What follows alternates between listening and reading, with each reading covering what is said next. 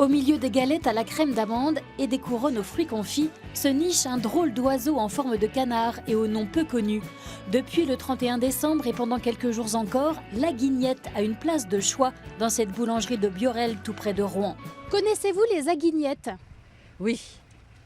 Est-ce que vous en mangez? Non, j'en ai pas mangé cette année, mais c'est arrivé. C'était la coutume, mais il me semble que ça se perd. Est-ce que vous connaissez les aguignettes? Ah non, désolée. Absolument pas. Tradition très ancienne, la guignette est une pâtisserie typiquement rouennaise. Elle est devenue rare. Michael Eudes se plaît à en faire tous les ans. Pourquoi je tire dessus? Pour bien le détendre, parce que sinon vous allez avoir des aguignettes, pouf, elles vont rétrécir au four, elles vont s'ouvrir. Moi ici je fais que de la fourrée.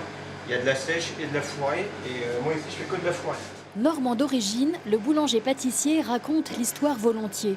Il y a longtemps, les apprentis récupéraient et cuisaient les rognures de galettes des rois et les vendaient au coin de la rue, sèches et tièdes. Les gens donnaient une pièce à l'apprenti et en contrepartie, ils donnaient un morceau de feuilletage et c'est ce qui leur servait d'étrenne. Quelques pièces à l'époque contre une pâtisserie qui semble toute simple mais demande de l'expertise aujourd'hui. Un feuilletage aérien, la juste dose de crème d'amande, du jaune d'œuf et du beurre pour dorer. Moi je fais en forme de canard parce que ça a toujours été comme ça ici donc j'ai pas changé.